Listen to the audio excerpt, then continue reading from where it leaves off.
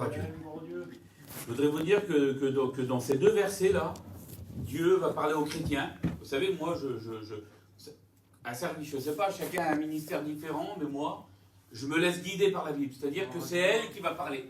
Et moi, simplement, je vais vous dire qu'est-ce qu'elle dit, qu'est-ce que ça veut dire les versets là. C'est pas moi qui va dire, ben tiens, je vais décider de parler comme ça ce soir. C'est pas à moi de décider. Vous avez vu que, vous connaissez qu'il y a des messages d'évangélisation, ça s'adresse à celui qui n'est pas chrétien. Il y a des messages d'exhortation, ça s'adresse à celui qui est chrétien. Et là, c'est un message où il y a les deux dedans. Alors, c'est pas moi qui l'ai choisi. Donc, vous allez voir que la première phase, ça concerne les chrétiens, ça vous concerne tous ceux qui sont assis pratiquement, tous ceux qui ont participé au programme, tous ceux qui ont chanté, tous les chrétiens, baptisés ou pas. Mais il y a une deuxième phase, où c'est qu'il y a quelqu'un de particulier à qui Dieu va parler. Et je crois qu'il va s'adresser à ton cœur. Moi, je ne te connais pas. Mais attends-toi à une parole de Dieu ce soir. Attends-toi à un mot de Dieu. Et sur cette personne-là, on ne peut pas dire si c'est un chrétien. On ne peut même pas le nommer. Qu'est-ce que c'est? L'homme boiteux de naissance, qui il est réellement? On n'a même pas son nom, on ne connaît pas son nom de famille. On ne sait pas quel âge qu'il a, on ne sait pas si c'est un jeune, on ne sait pas qui c'est. Mais je voudrais vous dire que Dieu va lui parler. Amen. Dieu va parler à cette personne-là. Voilà, la première chose, le premier point, c'est ça. C'est Pierre et Jean. Je m'arrête dessus, moi, Pierre et Jean. Alors, qui c'est Pierre et Jean? Vous savez, c'est deux apôtres. Pierre, je l'ai prêché dès la dernière fois sur lui, le reniement de Pierre. On connaît Pierre, c'est un homme de caractère, c'est un pécheur, hein, c'est quelqu'un que Jésus a appelé, c'est le disciple de Jésus, il fait partie des 12. Les 12 disciples de l'agneau. Et comme on regarde, lui, c'est un homme de caractère, c'est un homme qui prend décision, c'est un homme fort, c'est un homme qui est toujours en avant, c'est un homme qui a fait des belles expériences. Écoutez les jeunes, hein. C'est un homme qui est toujours là, lui, il est toujours en avant, il a fait des belles expériences, et on voit qu'il est avec Jean. Totalement différent, Jean. Un pécheur aussi, lui, un homme du peuple, mais pas le même caractère du tout. L'autre, on l'appelle l'homme fougueux, et l'autre, on l'appelle le disciple de l'amour. Pourquoi? Parce que c'est un homme plus calme, un homme posé. Déjà, il est plus jeune en plus. L'autre, il est marié, l'autre, on ne sait même pas s'il est marié. C'est l'ancien et l'étudiant, on va dire. C'est le jeune et le vieux.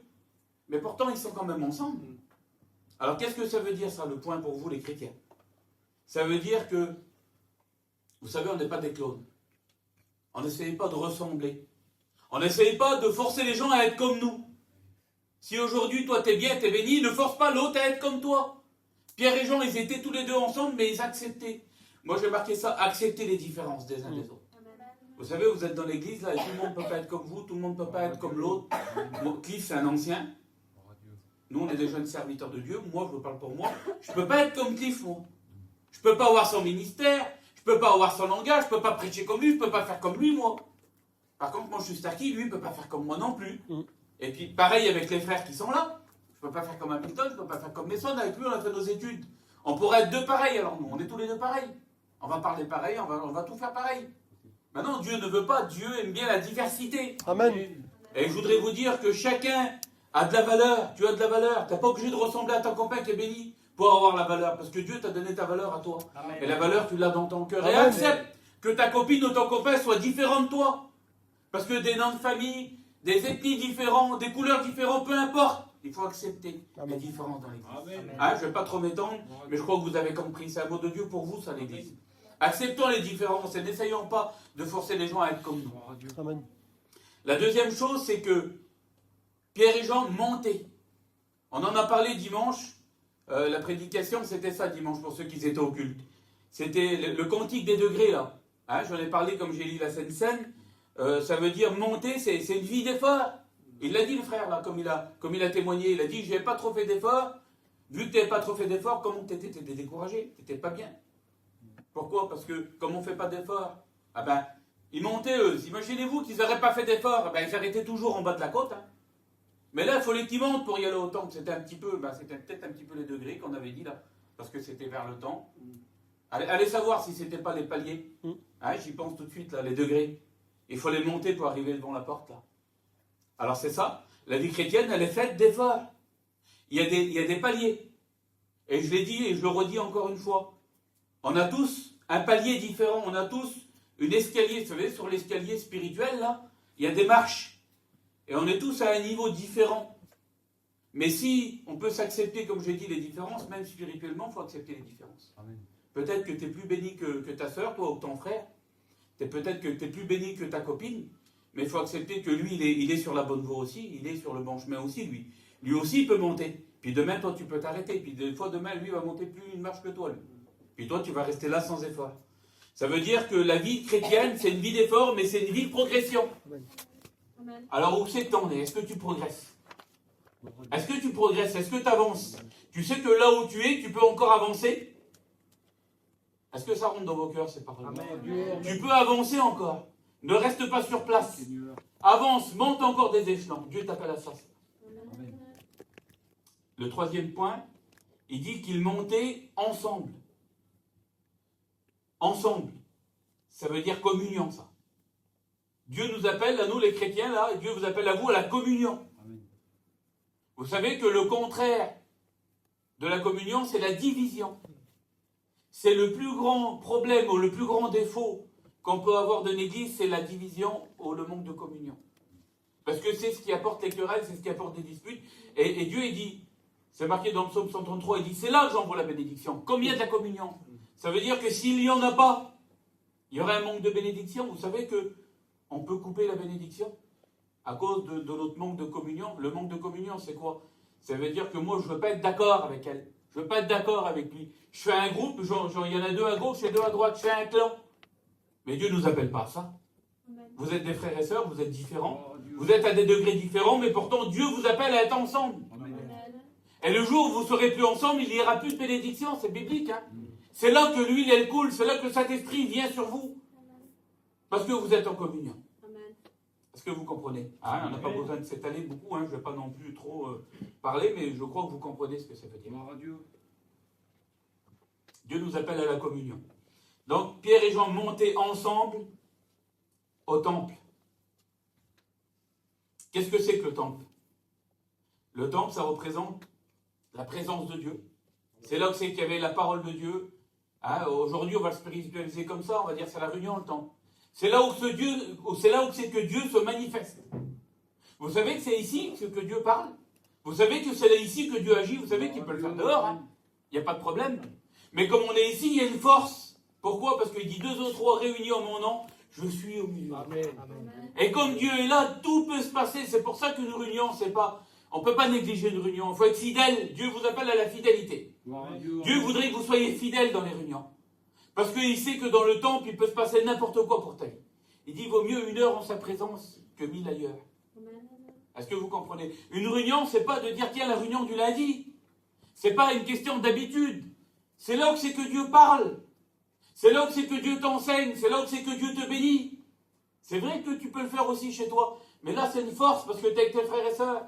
Là, c'est une force parce qu'il y a les ministères. Là, c'est une force parce qu'il y a les serviteurs qui sont là. Et tout peut se passer. Amen. Parce que tu es là, tu n'as peut-être pas envie, tu es d'un auto, tu es 3-4, je sais pas, tu es où tu veux, tu n'as peut-être pas envie de prier, mais là, il y a une direction dans la réunion, c'est structuré. Il y a l'heure de la prière aussi. Dieu, comme c'est le moment pour écouter la parole, il y a le moment pour la prière. Et Dieu t'appelle à être fidèle à Dieu. Dieu nous appelle à être fidèles. Vous avez compris? Amen. Donc, Pierre et Jean montaient ensemble au temple. Il dit que c'était l'heure de la prière. À l'heure de la prière. J'ai marqué ça, moi. C'est biblique, hein? Il y a un temps pour tout. Et c'est vrai que nous avons un temps pour tout. C'est vrai qu'on a un temps pour se réveiller le matin, vous avez vu. Je ne sais pas comment vous faites vous, mais moi je fais comme ça. Je mets mon réveil. Je bois un café, je me lève, je m'habille. Et je fais comme tout le monde. On va faire nos affaires. Si on a un travail à faire, on y va. Si on a autre chose à faire, si on a un rendez-vous au docteur, on va y aller. S'il faut y aller, emmener l'auto au garage, on va y aller. Il y a un temps pour tout dans la vie. Comme c'est midi, c'est l'heure de manger. Comme c'est 7 heures le soir ou 6 heures, je ne sais pas à quelle heure tu manges, mais tu as un temps pour tout. Tu as un temps pour y aller te promener, tu as un temps pour discuter, tu as un temps pour faire les choses. Mais il y a un moment où c'est qu'il ne faut pas négliger. Et puis les autres temps, on ne les néglige pas. Et je crois que vous ne les négligez pas, les temps de la vie. On ne néglige pas les temps de la vie. On est devant nos affaires, on fait ce qu'on a à faire. Je ne vais pas détailler tout ce que vous faites, les jeunes là. Vous avez le temps pour y promener, vous avez le temps pour tout faire. Mais il y a un temps où c'est que Dieu nous appelle à un temps de prière. Amen. Et c'est ça qu'il ne faut pas négliger. Dieu t'appelle à un temps de prière. Il y a 24 heures, je ne sais pas combien de quarts d'heure, il y en a qui ont fait les calculs là. Vous savez que 2 mots sincères devant Dieu, Dieu t'exauce. Amen. Ça a été dit que Dieu écoute tes prières. Dieu les exauce tes prières. Amen. Vous savez que tu peux tout demander au Seigneur. Amen. Tu sais que la prière que tu vas faire dans ton cœur secrète, là, ce que tu as besoin, Dieu est capable de t'exaucer parce que Dieu, c'est un Père, lui. Dieu, c'est un Père. Tu n'es pas là pour lui apporter quelque chose, c'est lui qui doit t'apporter quelque chose. Amen. Et la prière, il dit, faites connaître vos besoins à Dieu par des prières. Alors on reste avec des besoins sans prier, nous. Imaginez-vous l'état où on peut se trouver. Et vous savez, la prière, je vais vous le dire comme ça avec moi, ce que j'ai reçu, c'est pas toujours 5 heures à genoux, les frères. Je me suis vu, moi, pour mon petit qui est là, Aston, là, m'assire, même pas à genoux, assire. Je me suis assis dans mon chalet, sur mon canapé, là, assis, il est à l'hôpital. Je dis, Seigneur, j'ai remis sa parole devant lui. J'ai dit, Seigneur, tu dis dans ta parole que rien n'est impossible à toi. Mon petit, il était malade, il avait un problème, c'était très grave. J'ai dit, tu dis dans ta parole que rien n'est impossible à toi. Je sais que tu peux le faire, mais je dis par contre, je ne sais pas si tu veux le faire. Alors par contre, c'est marqué aussi dans ta parole que si vous demandez, vous recevrez. Amen. Alors je dis, moi je te demande la guérison. Je vous le dis devant Dieu, que j'étais pas à genoux, je n'ai pas prié 5 heures, je vous dis ce que j'ai dit là. Le téléphone, il a sonné. Ma femme, elle était partie, c'était à l'époque du Covid là. Il était dans le SAMU à l'hôpital Necker à Paris. Elle dit, viens même pas, parce que j'allais pour y aller à Necker, je priais, puis je m'en allais. Elle dit, viens pas, c'est nous qui attendons de revenir. Le Seigneur a changé la situation. Ça veut dire quoi? Ça veut dire que Dieu écoute tes prières du cœur. Et on passe à côté de ça. Alors je vous en passe des prières que moi, j'ai fait l'expérience, que j'ai été exaucé, toutes les choses que j'ai demandées. Puis des fois, je me dis, Seigneur, moi, parce que je suis dans le message, moi, pourquoi je me prive autant, Seigneur? Pourquoi je me prive autant de la prière? Pourquoi c'est si dur que ça? Pourquoi c'est si difficile que ça? Pourtant, Seigneur, on serait si bien. Il y aurait tellement de choses à mettre devant Dieu, là, et que Dieu les changerait. Il dit, si seulement tu étais attentif à mes commandements, ta paix serait comme un fleuve. Et ton bien-être comme les flots de la mer. Si je ne me trompe pas, c'est quelque chose comme ça, ou comme les grains de sable. Mais enfin, Dieu, il dit que je retiens, il dit que Dieu veut te donner la paix et le bien-être à travers ses commandements, à travers sa parole, à travers la prière, à travers la communion avec lui. Dieu veut nous faire du bien. Amen. Amen. Et je vous dis juste ça, le dernier point là, hein, avant de passer à la deuxième phase, il dit c'était la 9e heure. Là, il ne parle plus du temps, il ne parle plus de l'heure de la prière. Donc, 9e heure, c'est quoi? C'est une heure pile, là. Le réveil, il va sonner. Comme on voit là, les deux aiguilles là, c'était sur le 9 et sur le 12 là. Il parle de l'heure, et c'était la 9e heure, c'est quelque chose de pile. Et je regardais le verset, Romains 13, 11, il va dire, vous savez en quel temps nous sommes? Il est l'heure de se réveiller du sommeil. Laissez-moi vous dire que même nous chrétiens, des fois, il se peut qu'on sommeille et on a besoin de se réveiller ce soir. Amen. Parce que le temps est avancé, le salut est plus proche de nous que lorsque nous avons cru. Amen. Voilà ce qu'il dit le verset. Amen. Ça veut dire réveillons-nous, si tu as peut-être un peu sommeillé, vous savez, ça arrive. On est fatigué, on ne fait pas d'efforts, on est là, on reste dans notre position et puis on s'endort spirituellement. Mais Jésus t'appelle à te réveiller. Amen. Amen. Amen. Est-ce que vous avez compris les chrétiens la première phase? Hein? Est-ce que vous voulez qu'on passe à la deuxième phase? Amen. Je ne sais pas à qui ça va s'adresser, mais ça va s'adresser à quelqu'un, peut-être à 2, à 3, mais peut-être à une seule personne. Parce que là, c'est comme ça. La deuxième phase, je ne sais pas si c'est pour un chrétien, pour un non-chrétien, c'est pas marqué dedans. Même toi, tu ne sais même pas ce que tu es. Tu ne sais même pas si tu es chrétien, pas chrétien. Tu ne connais même pas ta position. Là, il est dit comme ça, un homme boiteux de naissance. Voilà ce que j'ai marqué. Bon, un homme qui avait du mal à marcher. Un homme boiteux de naissance, ça veut dire que toute sa vie, depuis qu'il est tout petit, il a eu mal. Parce que boiteux, c'est quoi? C'est la jambe, hein? C'est quelqu'un qui a mal ici, là. C'est quelqu'un qui a une douleur intérieure. C'est quelqu'un qui ne marche pas bien. C'est quelqu'un qui a du mal à marcher. C'est quelqu'un qui a du mal à se tenir droit. Quelqu'un qui a mal à la jambe et essayer de le faire tenir 1 heure debout, il ne peut pas. Et spirituellement, c'est pareil. Tu as essayé de te mettre debout pour Dieu. Tu as essayé, tu veux tenir, mais tu n'y arrives pas. Voilà ta position ce soir. Tu n'arrives pas à tenir debout. Pourquoi? Parce que tu es comme cet homme boiteux de naissance. Cet homme-là, comme il marchait de travers. Et c'est ce que tu as essayé de faire. Tu as essayé de marcher, mais tu marches de travers, tu n'y arrives pas. Et ça, tu n'y as jamais arrivé. Pourquoi? Parce que tu as toujours besoin de quelqu'un. Parce qu'il dit, lui, on le plaçait à la porte du temple. Mais je voudrais vous dire ça, que cet homme-là, s'il avait... Pour moi, c'était une douleur qu'il avait. vu qu'il boitait, vu qu'il était boiteux de naissance, est-ce qu'il avait une douleur? On ne le voyait pas comme ça. Je ne vois pas à qui ça s'adresse le message. C'est à l'intérieur. C'est quelque chose intérieur qui te fait mal. C'est quelque chose intérieur qui est en toi. Et pourquoi tu n'y arrives pas à marcher? Pourquoi tu n'arrives pas à te tenir debout? Et tu comprends que ce soir que Dieu veut te parler? Amen. Est-ce que tu comprends que ce soir Dieu veut te donner une solution? Merci Seigneur. On voit cet homme-là, il va dire comme ça, on le portait, on le plaçait, toujours à la porte du temple. Ça veut dire qu'il y a toujours quelqu'un qui va venir vers toi pour t'aider, pour t'appeler, pour y aller à la réunion, pour te donner un mot de Dieu, pour t'encourager, pour te parler, pour dire viens à la réunion, le Seigneur va te bénir, mais toi tu n'arrives pas à faire le pas là. Essaye d'aller tout seul un petit peu. Non, j'y arrive pas tout seul. J'ai toujours besoin de quelqu'un, je peux pas. Essaye d'aller un petit peu, tu le connais le chemin pourtant. Ça fait combien de temps qu'on le fait le chemin? Tous les jours je t'amène là-bas. Un pas, j'arrive pas à faire, je peux pas. Et c'est peut-être dans ta position à toi. T'arrives peut-être à faire pas, t'arrives peut-être Pas à faire le pas. t'arrives pas à faire le pas. T'arrives, c'est pas peut-être parce qu'on dit toujours peut-être non. T'arrives pas à faire le pas. T'arrives pas à marcher. Le pas qu'il faut, t'arrives pas à le faire. Et tu connais le chemin. Tu sais ce qu'il faut faire. Et tu comptes sur les autres, mais c'est pas les autres qui vont t'aider. C'est ta décision à toi ce soir. Beauté, Seigneur. C'est ta décision à toi ce soir. Amen. Et ce soir, c'est l'heure pour toi. Gloire à Dieu. C'est la 9e heure, c'est l'heure de la bénédiction. Il dit c'est aujourd'hui le jour du salut. Donc je ne connais pas ta position, je ne connais pas ta douleur, je ne sais pas ta marche, je ne sais pas pourquoi tu n'arrives pas à rester debout. Mais je voudrais te dire, arrête de compter sur les autres. Et je voudrais te dire que les autres, ils t'ont placé. Ben oui, ils t'ont placé quand même, parce qu'ils le plaçaient au bon endroit. Hein. Ceux qui t'ont conseillé, ceux qui t'ont parlé, ils t'ont placé au bon endroit. Beauté. Et ce soir, tu es au bon endroit. Gloire à Dieu, amen.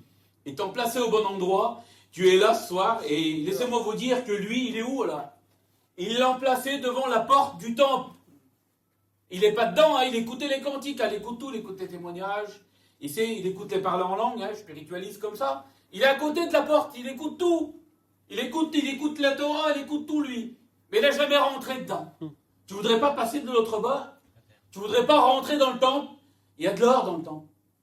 Il y a la présence de Dieu dans le temple. Gloire à Dieu, amen. Tu n'as jamais rentré dans le temple en réalité. Tu crois connaître, mais tu connais de loin, tu connais ceux qui passent. Ils connaissaient les sacrificateurs, tu connais les pasteurs, tu connais tout. Mais tu ne connais pas la présence de Dieu.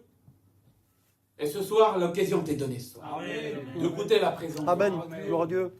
Laissez-moi vous dire que le nom de la porte, elle s'appelait la Belle. Ben, laisse-moi te dire que ce soir, tu es devant la plus belle des portes, Amen. qui s'appelle Jésus. Gloire à Dieu. Parce que c'est Jésus qui est là ce soir. Merci Seigneur. C'est Jésus qui est là avec sa présence ce soir. Amen. Et si la porte du temple à la Belle, elle ne pouvait pas venir à lui, la porte qui est Jésus, il vient à toi. Amen. Et il s'ouvre devant toi, c'est la porte du paradis, lui. C'est la porte du ciel. Est-ce que tu comprends ça pour toi? Gloire à Dieu. C'est la porte du ciel, c'est la porte du paradis, c'est la porte du salut pour toi. C'est la porte de la lumière. Il faut que tu passes des ténèbres à la lumière. Beauté. Il faut que tu passes de la paix. C'est quoi le contraire de la paix? C'est les On fait ténèbres. la réunion ensemble. Hein? C'est la haine. La haine, la colère, la dépression, l'angoisse. Ben, il faut que tu passes dans la paix maintenant. Amen. Les mauvaises pensées, il faut que tu passes dans la joie, du bonheur, Amen. de toutes les bonnes choses, la lumière de Dieu là. Il faut que tu passes la porte ce soir. Amen. Il faut que tu rentres dans Jésus ce soir. Il est à côté de toi, carrément à côté de toi il est. Tu as juste un pas à faire. Et en plus, ses serviteurs, ils vont l'aider, ils vont lui donner la main. Amen. Gloire à Dieu. Alors est-ce que tu veux qu'on te donne la main ce soir? Beauté. Amen. Est-ce que tu veux qu'on te donne la main ce soir? Amen. Alors à qui ça s'adresse le message là? C'est pour qui? Pour qui que Dieu nous anime? Enfin, je sais pas, je me sens quand même animé, je sens qu'il y a quelque Amen. chose. Amen. C'est pour qui le message ce soir? Quelle affaire. Qui c'est qui est dans les ténèbres? Qui c'est qui est dans l'angoisse? Qui c'est qu'il faut qu'il passe de l'autre bord? Qui c'est qu'il faut qu'il fasse un pas ce soir? C'est pour qui le message? On prie le Seigneur? Amen. Amen.